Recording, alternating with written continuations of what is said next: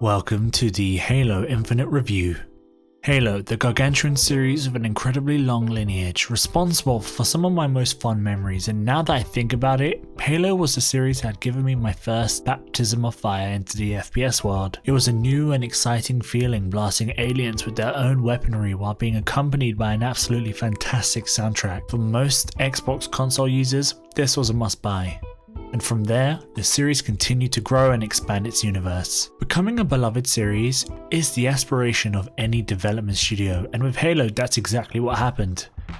Now, the series has recently waned, but the developers have touted Halo Infinite to revitalize the Halo series, bringing in a fresh and bold approach to a classic formula with new and crisp graphics, even more guns, and adventures with the Master Chief. So let's see if it's any good. Without further ado, here is the Halo Infinite review. Enjoy.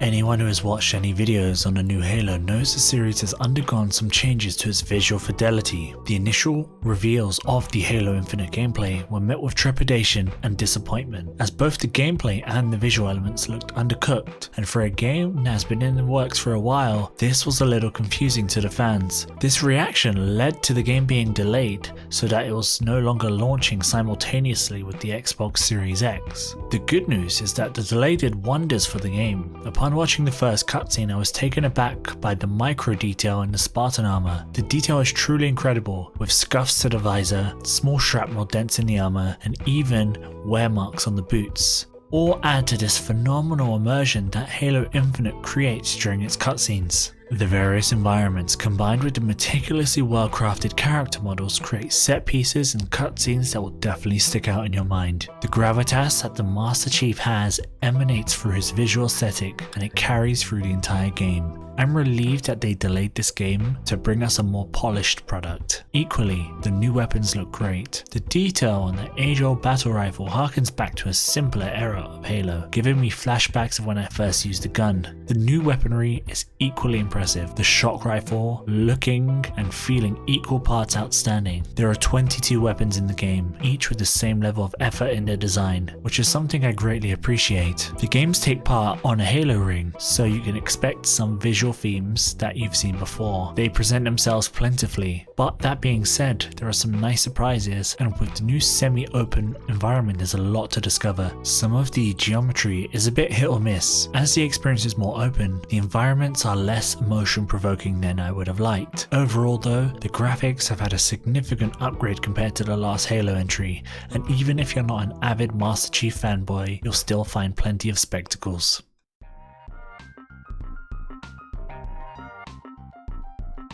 As mentioned before, the game is set in a more open environment for the campaign, leading to more self-created moments instead of a linear, more carefully tailored experience. The problem is that towards the end of the campaign, the game gets fetchy and chore-like. Having to chase down 8 items in order to progress the game will always be a bore, regardless of the genre or game. I feel like it's almost anti-Halo in that way. It's not conducive to a solid gaming experience. I didn't like it in Assassin's Creed, Fable, or any other game that implements the same artificial barriers. Lucky enough, the Halo series is one with much sentiment, which means you can play the game and still enjoy it purely because it's Halo and you're playing as the Master Chief. It's also a novel experience which non-purists will surely enjoy for the most part. In terms of raw gameplay, it's the same as every other Halo game in how it mechanically plays out,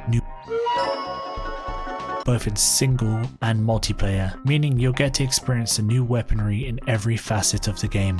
The multiplayer aspect of the game is actually free to play, meaning you can just download it and start unlocking cosmetics and other things through Battle Pass system. However, I really don't like this system, as most of the challenges are locked behind some kind of illogical quota of some sort, making progression of the Battle Pass awkward and grindy. After much uproar, 343 have made changes to the challenges, making them less grindy, and made the new ongoing event more accessible, with more items being a tad easier to unlock. I am of the belief that the systems like this shouldn't be in long-running existing series when there's already an established format. This approach comes off as money grabbing and exploitative. As far as the multiplayer experience is concerned, though, it's incredibly fun. The new weapons give you a new way to approach the Battle of Spartans. There are plenty of cosmetics to unlock and even an AI which talks to you during combat. There are some key and core game modes which are actually hidden in the offline version of the game, and it's baffling to think that basic game modes aren't included in the online version of the game. Not only that, there isn't local or online co-op for the game, which is a first for the series. It's incredibly frustrating and disappointing to see that such core components were cut out in favor of monetizable storefronts. I'm not the only one who is disheartened by this. Such design decisions also confused a large part of the community. Some excellent members of the community have found ways to play local co-op, even if there are some major caveats to doing so. Check those people out and support them for making this game better. The thing is, I've mentioned these huge parts of the Halo series, and these things cannot be overlooked or understated. I understand the need to bring in more players and money, but at what cost? Is it worth alienating your player base by implementing things which don't fit the series? Only time will tell. I really enjoyed the story to Halo Infinite. There are so many moving parts when it comes to the Halo games, and the Cortana storyline is still going strong, and once again a mystery has presented itself. The faction of the Banished is seeking something that not even the Covenant can obtain. The Banished are these brute figures who use hardlight weapons, often donning red or gold armor. They functioned as a muscle for the Covenant when the elites couldn't get the job done. They last represented themselves in Halo Wars 2. They represent the majority of enemy forces that you'll encounter in Halo Infinite. One part I love about the enemies is that they respond to your actions, from trash talking you to straight up attempting to have a conversation.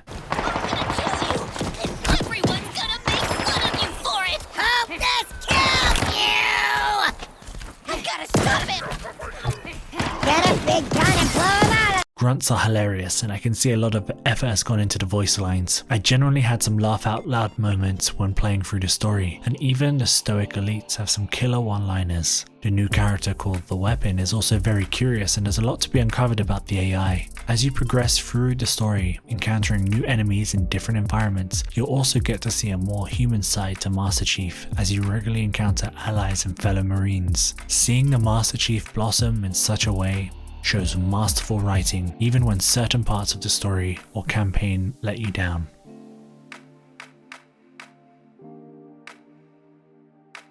The game runs well on 4K, 2K and 1080p. Each resolution held up quite well. On my rig, I ran 4K with everything apart from shadows on Ultra, and I always stayed about 60 FPS, which kept the silky smooth Master Chief shenanigans coming and going. I'd recommend turning down shadows and volumetric fog if you need a decent boost to your FPS. However, despite the solid performance, the game suffers with memory leaks, which inevitably cause FPS loss until you restart your game. I didn't have to do this too many times, but it certainly happened more often when I had my recording software on. As of right now, the devs are aware of the issue, and I'm sure they're planning to address it, as it hinders the playability of the game. Overall, a brilliant performance from the game when it doesn't suffer with these memory leaks. Mostly Halo looks and feels great. Although it doesn't push any graphical or technical boundaries, it performs to a sufficient standard which most FPS players would be happy with.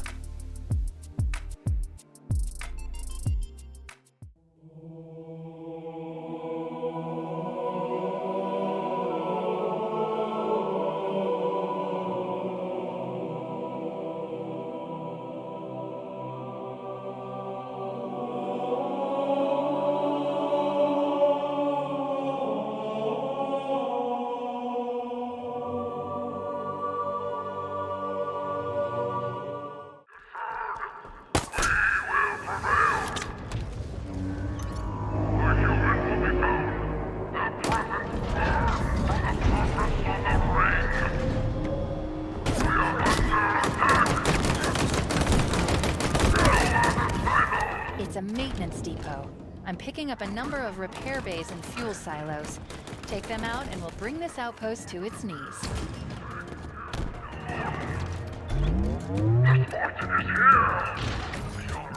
When I start up a Halo game, I'm almost always greeted with an iconic piece of music. It immediately sets the pace for the game. Prepare yourself for an epic adventure as a badass super soldier. Halo Infinite is no different in that regard.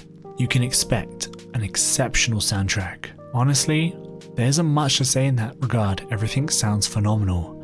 The weapons sound great and are immediately recognizable to those who are familiar with the series, whether it be the barrage of needles from a needler or the reverberation from a sniper rifle as you nail a Spartan riding a grav lift. It's all incredibly satisfying.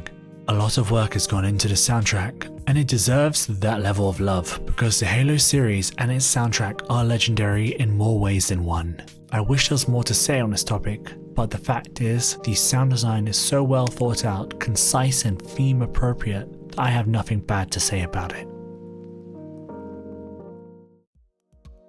Hey guys, hope you enjoyed the Halo Infinite review. Now, despite some of its controversial news regarding its battle pass system and the monetization of its cosmetics, I think that there's a solid game here. I think if you get this on the Game Pass, it's a definite purchase for the Game Pass at least, because you get not only this game but so many other games. It's a great deal. There's a lot of content here despite some of the more controversial issues. So one of the big things that I had a problem with was the lack of a co-op campaign. And I have a friend who asked me if this game has a co-op campaign, and I was quite sad to give the answer. I'd like 343 to kind of make this an immediate issue and try to bring this feature to the game, because it should have been there along with many of the multiplayer modes that were missing, like Team Slayer. It is a great game if you love Halo, or if you love sci-fi, or if you just love Xbox. I'd recommend this game to you. It's a truly excellent piece of work. The art, the music, everything combined is fantastic, and so I recommend this.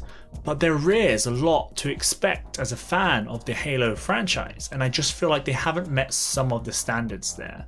Otherwise though, I think it's a great purchase. So if you do like this review, go ahead, go and get the game on Game Pass. It's a great deal anyway, and you get access to loads of games. Probably wouldn't buy it on like full price retail, just because it's not worth it. I think the Xbox Game Pass just gives you such good value for money. But yeah, that is the score. I hope you enjoyed the review. It's a truly excellent game, and it's got a phenomenal soundtrack. Guys, we already reached 1,000 subs, but I just want to say thank you again for all your support. It means a lot. And going forward, there's going to be a very busy year in 2022. I look forward to covering all the games. Anyways, guys, I'm Alex. This is the Bearded Breakdown, and I'll see you on the next one. Bye.